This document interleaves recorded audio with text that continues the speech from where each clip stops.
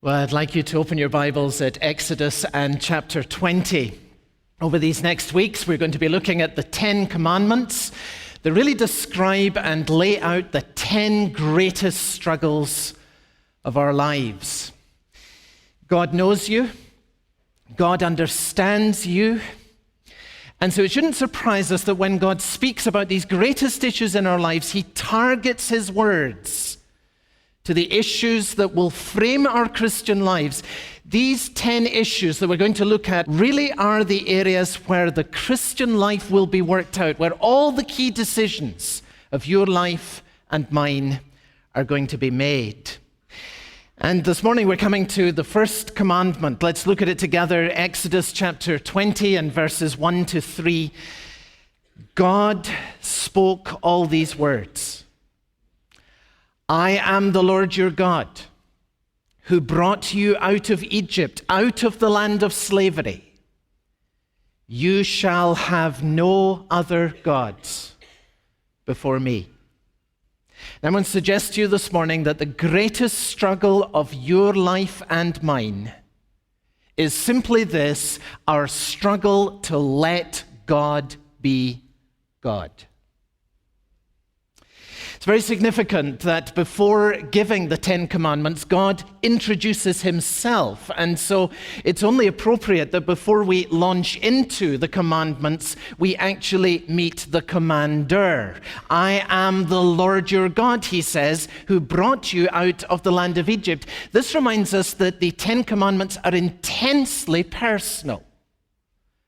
It's this God, the only God. He's speaking to you. And when He says your God, it's singular, not plural. It's a face-to-face encounter. I am the Lord your God. It's so personal. A different God would have given different commandments. So it does make sense that we meet the commander before we look at what he has to say to us. Now, this is particularly important for our country at this time because you don't need me to tell you that one of the greatest debates that's going on in America today is the debate over values. There are discussions about values going on almost everywhere that you look. There's discussions about values in schools, in churches, in politics, in business. What are your values? The discussion goes on everywhere. Where do you get your values? How would a person know which were the right values and which were the wrong values? Or is it only a matter of personal choice? And if it's only a matter of personal choice, what about the values of Adolf Hitler, Joseph Stalin, or Al-Qaeda? They have values too. Values come from somewhere. And the first thing that we need to grasp about the 10 Commandments is that they are a reflection of the character of God. That's why He introduces Himself before He tells us what He wants us to hear. And of course, that is precisely why there is so much controversy in our country today over the display of the 10 Commandments in public. The objection that the secularists have to the 10 Commandments being displayed in public is simply this: that they are specifically tied to the God of the Bible. I have to say that the secularists are absolutely right in saying that. They are tied to the God of the Bible. They come from Him and they are directly a reflection of His nature. God says, this is who I am. And because this is who I am, this is the life that I am calling you to lead.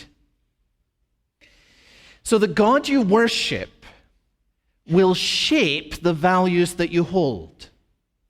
And the values that you hold will in turn shape the lifestyle that you pursue. There's no separating these things. God values lifestyle. They are integrally connected. And of course, the common values that shaped the foundation of this country arose from a consensus about God. And the problem that we're facing now, of course, is that when you lose a consensus about who God is, you therefore lose a consensus about what the values are. And of course, when the God of the Bible doesn't fit with where we want to go, We end up with a society desperately looking to find another God who can give us different values and therefore accommodate a different kind of lifestyle. That's why so many folks don't want the Ten Commandments in public. If you choose a different lifestyle, you need to find a different God. If a country chooses to abort 40 million babies, it's going to have to find another God. This God won't accommodate that. If a country wants to pursue the line of marriage of folks in the same gender, it has to find another God. So the search is on in our country to find new gods who will reflect different values and our own choices. Now, the fascinating thing to me is that when you think about it, you'll soon realize that this reshaping of God, this refiguring of God to suit a different agenda goes all the way back to the Garden of Eden. You remember that God had given just one commandment, don't touch the tree of the knowledge of good and evil, and Satan came in to the first man and the first woman in the garden and began to suggest that God's commandment was far too restrictive. His aim was simple. He wanted them to make a different choice. And in order to change the way in which the man and the woman would behave, he had to undermine what the man and the woman believed. And so he goes about it. Did God really say, "You shall not eat of this tree"? I mean, how can anyone in the 21st century really be sure about what God has said? "You shall not surely die," he said in the garden. You know, this idea that there are consequences that come from moral disobedience, this is greatly exaggerated. This is a power play to repress people and to cause them to conform to other people's ideas. And then he says, "You shall be like God." You can be the Lord of your own life. You can decide what's right and wrong for yourself. You can have the knowledge of good and evil. You can be in the position of being the one who decides what's right for you. See, this goes all the way back to the Garden of Eden. So they become confused about who God is, then they attempt to put themselves in the place of God, and when they do that, they necessarily turn away from the Creator, and sin with all its disastrous consequences then comes into the world. So although they did not have the first commandment, obviously, in this form, I'm suggesting to you that Adam and Eve's biggest struggle was with what we have right here in the first commandment. It's the struggle with God. And anyone who knows anything about religious history, and the history of the world indeed, anyone who has studied sociology, comparative religion, you will know that the history of the human race is just strewn with different gods. You can study the gods of the Egyptians, of the Babylonians, Bel and Nebo, of the Philistines, Baal and Dagon, a history of gods that have been invented by culture in order to accommodate lifestyle. And as we move into more modern times, you have communism placing the state in the position of God. You have capitalism placing money in the position of God. You have hedonism placing pleasure in the position of God. The world is a marketplace of gods. So the question is, why should we go for this God? Why? Why should we listen to what he says? Now, I want to give you two answers that we find right here in the verses that are before us. Why do we follow this God? Why should we listen to and obey what he says? Number one, because he is God. Because he's God. I am the Lord, your God. Now remember that God had already introduced himself to Moses at the same mountain earlier, so I expect because there had already been the encounter with the burning bush, Moses must have had a sense of déjà vu of coming back to this mountain where he had had his original encounter with God, and the only difference, of course, is now he has 2 million people standing around him. God said in Exodus 3 in verse 14, "I am who I am." I am who I am. Now, the original Hebrew gave that in just one word with 4 letters, the letters YHWH. It's hard to be certain about how this was pronounced, this name, because the Hebrew text of the Old Testament was preserved without the vowels. And how do you know how to pronounce something if you're not sure about the vowels? If you add vowels to the letters YHWH, you could get something like Yehoah. Or if you anglicize that, you would get Jehovah, which is where we get that particular name in the Authorized Version translation of the Bible, Jehovah. But most scholars think today that, in fact, the name should be pronounced Yahweh. Yahweh, with just the 2 vowels added to the 4 letters. This is the name by which God made himself known to his people. It is the name that he announced to Moses from the burning bush, and it is the name specifically that he uses here at the beginning of the 10 Commandments as he introduces himself to his own people. You always know when it's this name that's being used, because in your English Bible, if you look very carefully, you'll see there that the word Lord is printed with 4 capital letters. Now, it's not always like that in the Old Testament, but whenever you see the word Lord in your English Bible printed with 4 capital letters, it is translating this particular name, Yahweh, which means I am who I am. It's the name by which God made himself to Moses from the burning bush.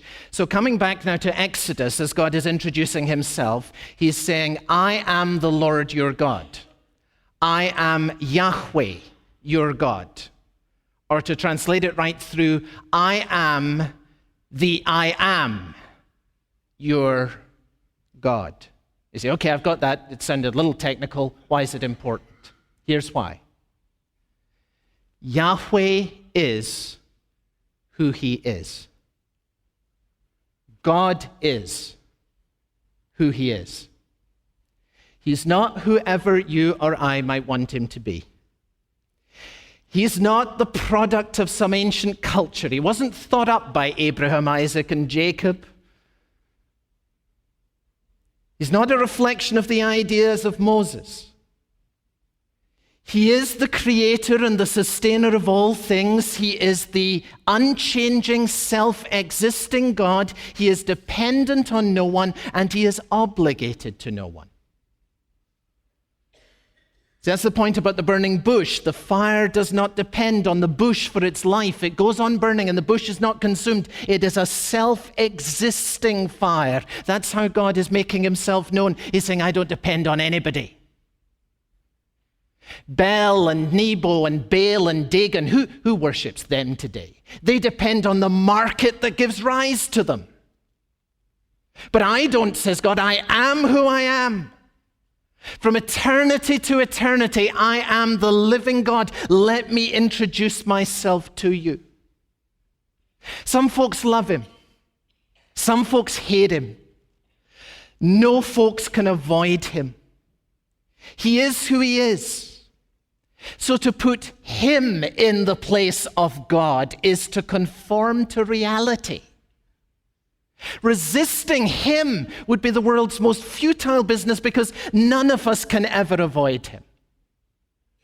There's no one else like him. Every other god is a product of human history and of culture. They were the products of the culture that sustained them. They were like pop stars that depend on the market that gives rise to them and die as the market moves away from them. Who worships Baal or Dagon today? They were designer gods produced by and fitted to a particular culture.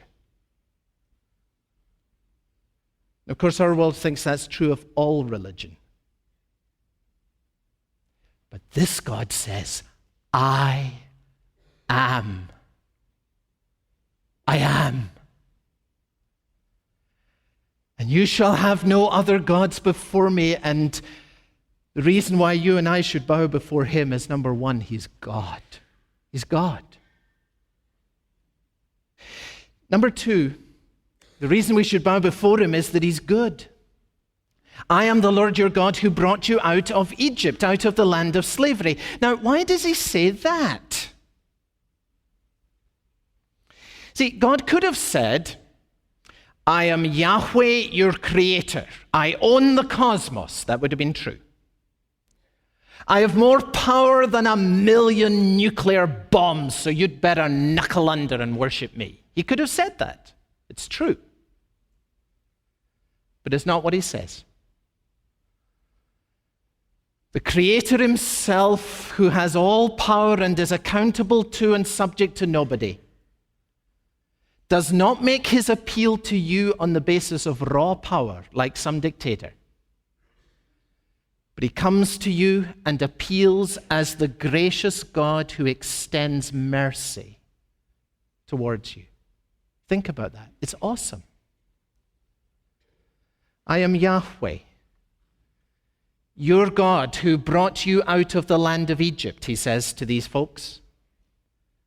Life in Egypt for them, of course, was miserable. The Hebrews had been there for 400 years. They had been oppressed, abused. They were miserable. They had no hope. There was no political process to bring them out of Egypt. There was no educational program that was going to get them a better start in life. And then Yahweh stepped in. And he brought these desperate people out of Egypt. And now he introduces himself. I'm the one who did that. I am Yahweh. I sent the plagues that overpowered the gods of the culture. I'm the God who opened the Red Sea. I'm the one who closed it over your enemies and thereby delivered you from a terrible slaughter. When you cried out, nobody else was listening, but I was. Nobody else saw a future for you, but I did. I came down to help you. And I didn't do it because there was some pressure on me coming from somewhere to do that. I did it because it pleased me. He's good. He's good. And you know, you will never be ready to embrace God fully until you've come to the conclusion that he's good. That's why knowing him through Jesus Christ, you see, is the very foundation of the commandments. It's the beginning of this struggle. It's where this whole life begins. We may submit to raw power, but we will never love raw power. That's why it's so significant that God brings us into a relationship of love. See, there is all the difference in the world. Think about this. There's all the difference in the world between a kidnapper and a lover. Think about the difference. A kidnapper may say, you are mine, on the basis of power. But a lover says, you are mine, on the basis of affection. All the difference in the world. One writer, I think very provocatively, describes the 10 Commandments as pillow talk. Think about that. Pillow talk. Because we're light years away from the courtroom in which sterile power is exercised.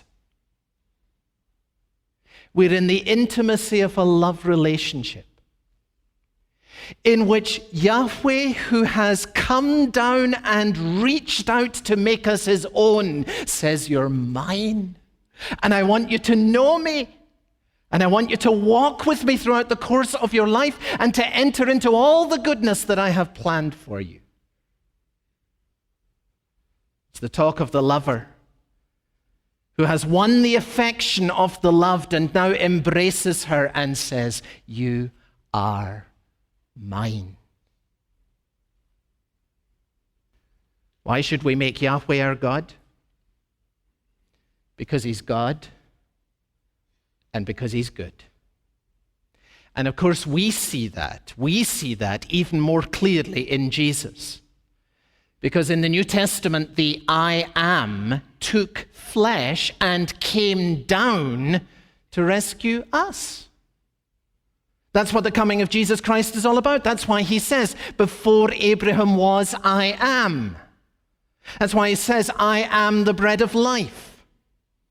That's why he says, I am the way and the truth and the life, and no one comes to know God the Father except by me. You had no way out of a future of hell itself, except that I came down and I gave myself for you. Let me introduce myself to you, he says, and he holds out his hands and there are nail prints in them.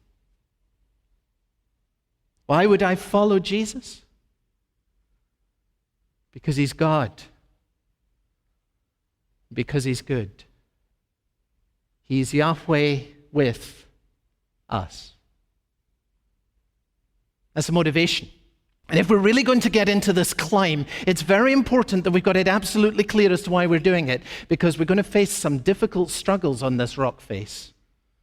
We need to know why we're climbing. Now, moving on, if that's your motivation, that we pursue this God because he is God and because he is good, then let's see, secondly, that our calling is to a life of loving loyalty. This God introduces himself, and now he says to us, "You shall have no other gods before me." Your calling and mine is to give ourselves to a life of loving loyalty to the God who loved us and gave himself for us. And of course, you will see then further that the first commandment is really a natural response of gratitude. It is gratitude to the grace of God in Jesus Christ that has come down and it's reached me. And therefore I respond and I say, how could I put anyone else or anything else in the place of you, O Lord? What does it mean in practice to keep the first commandment? Let me make 3 suggestions. First, it involves cultivating your affection for him. No other gods before me. That's going to mean thinking about him, remembering him, appreciating him, honoring him, choosing him, loving him, desiring him, fearing him. It's going to mean believing him. It's going to mean trusting him. It's going to mean hoping in him. It's going to mean delighting in him. It's going to mean being zealous for him. It's going to mean calling upon his name. It's going to mean giving thanks to him in all things. It means giving him more weight in your life than anything else. It means that if you face a decision in which every inclination of your heart is to say no, but honoring God means saying yes, that you say yes because honoring God counts more to you than every inclination of your heart. That's, of course, what thousands and thousands and thousands of Christians have done when they've gone to prison and sometimes died for the sake of the name of Jesus. They're living the first commandment. Cultivate your affection for him. That's why we gather here in worship. Because as in any relationship of love, that needs to be renewed and replenished. And in the place of worship, my love for him is strengthened. Second, it means turning from all that offends him. Now, I found it helpful to identify some of the sins that break the first commandment, because they displace God. You see, anything that puts someone or something else on the throne of my life, puts them in a controlling position, breaks the first commandment, because God alone belongs there. You shall have no other gods before me. So here would be some things that were sins that break the first commandment. Number 1, pride. That puts me on the throne, doesn't it? Hero worship. infatuations, allowing other people to bind your conscience and manipulate you so that you no longer think for yourself, consulting the devil, mediums, spiritists, or fortune tellers, superstition. It seems to look for another power to guide me in what's going to work out for me today. Impatience with God, which means I want something that he's not yet given more than I want himself. Complaining about his providence. Teaching or believing that all religions lead to God, which is a way of saying that all gods are the same and putting them all on the same level. Unbelief, distrust, or despair. You say, despair? How can you despair if the Lord is your God? See, despair always arises when there's something else that I want, and I've decided that I won't get it. And what that means is, if I despair, that I've put that thing that I wanted and I've decided I won't get in the place of God, and therefore I despair because I'm not getting it. I have to tell you, the more I've thought about this, the more I've seen that this first commandment is absolutely liberating. Some of us desperately need to be released from infatuations, from relationships in which some other person is controlling and manipulating. This will deliver you from the overbearing parent, from the dominating friend, from the manipulative religious leader. This is the very basis of our rejection of tyranny. No other gods before me. This, therefore, is the very foundation of freedom. And our country wants to move away from it. See, the values and the blessings we enjoy come from somewhere, and they're rooted right here in the first commandment. And why would we embrace this God? Because he's God and because he's good, and every good that we enjoy comes from him. You shall have no other gods before me. It's going to mean cultivating our affection for him. It's going to mean turning away from all that offends him. Thirdly, it's going to mean subjecting everything to him. You shall have no other gods before me. You say, well, what other gods? I mean, the stuff about the history of world religion is all very interesting, and we can see its application across the scene of the world today, but frankly, we're here because we're Christians. None of us are going to have a secret worship session for Baal or Marduk or any other god this week. Well, there are plenty of other gods. Plenty of other powers that can be placed on the throne of your life. Dr. Jim Packer makes some suggestions, and noticing that God is a trinity, a triunity of persons, he suggests some other trinities that vie to take his place. Here are three: sex, shekels, and stomach. The unholy trinity, he says.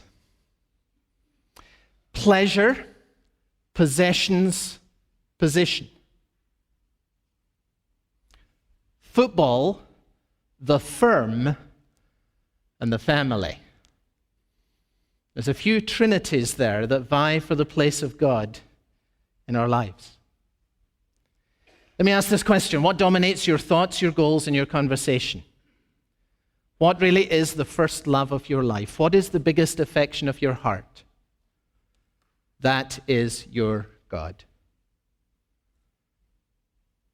Now, as you think through Packer's examples, sex, shekels, stomach, pleasure, possessions, position, football, the firm, and the family, every one of these is a good gift from God. Every one of them.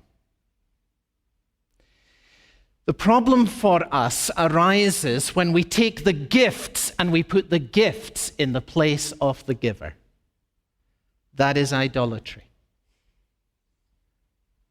To boil this down, I was very moved earlier this summer when our high school ministry had a farewell for seniors.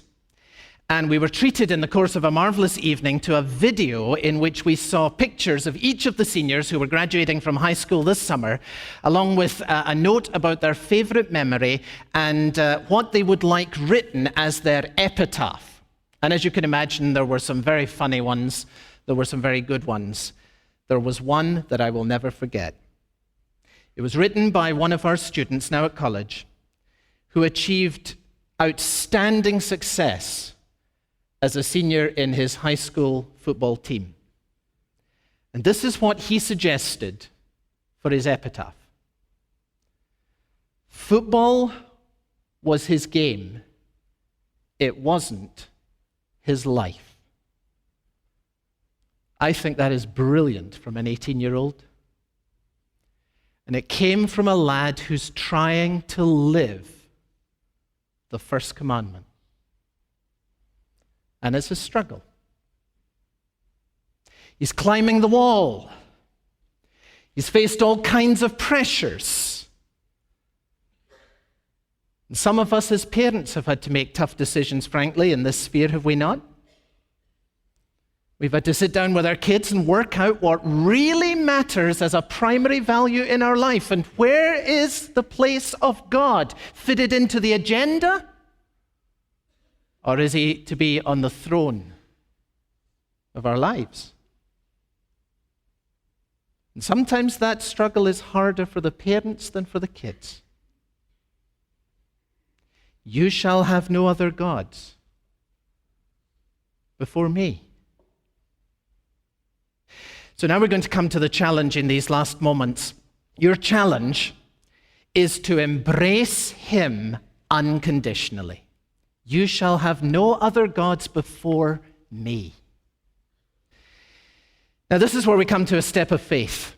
A step of faith that God invites every one of us to take on the basis of trust. He's God, he's good. Are you ready to embrace him today unconditionally? That's the question. Rather like the marriage service, God invites us to commit ourselves to him for better or for worse, for richer or for poorer, in sickness and in health, and forsaking all other, to cling only to him, not until death parts us, but until death brings us into his immediate presence. By the way, it is a wonderful foundation for marriage if you will make that kind of commitment to God. Now, I ask you to think about this. If you can't make that kind of unconditional commitment to God, how are you going to sustain an unconditional commitment to anyone else? You see, if we lose the capacity of unconditional commitment here, it will not exist anywhere else. Of course. People who want negotiated contracts with God want negotiated contracts with everyone else. This is a step of commitment based on trust. And that's what faith is. Trust of someone you've come to know to be God and to be good. That's what faith is, I believe. Sometimes when my wife has come home with a surprise, some kind of gift or something, she said to me on occasion, "Close your eyes and hold out your hand." Now I ask you, close your eyes and hold out your hand. I mean, this makes me vulnerable. But I do it.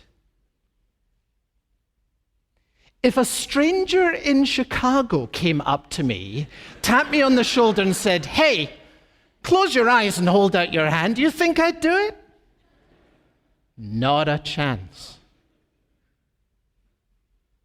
When Jesus said to the first disciples, "Follow me," not one of them knew where it was leading. And frankly, when Jesus says to you, "Follow me," you don't know either. You don't know what kind of scrapes you're going to get into, what kind of challenges and decisions you're going to have to face, what kind of sacrifices you're going to make. You commit yourself unconditionally to him. You might end up the other side of the world. You may end up with some tough scrapes. It may cost you your life. But God is calling you and me to a commitment that is based on trust.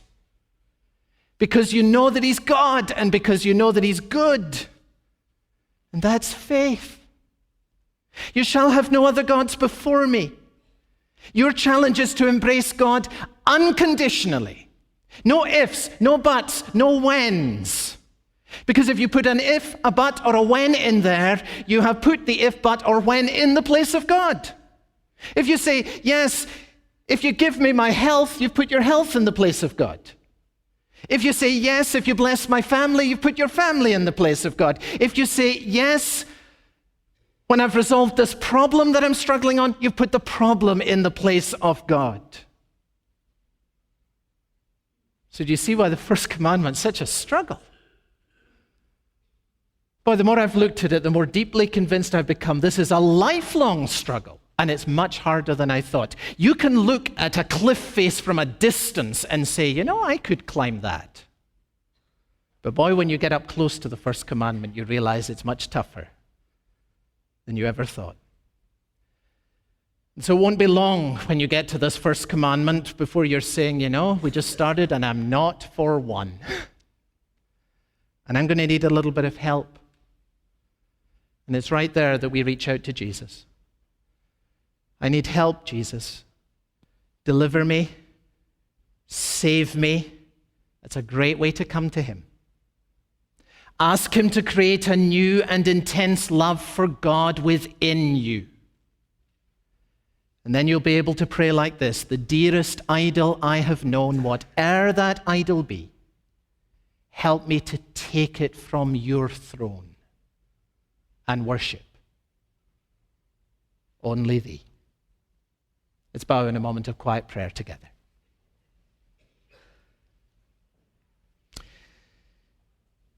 You are God. You are good. Around this table, we see that you have given yourself unconditionally to us. Help us in the name of Jesus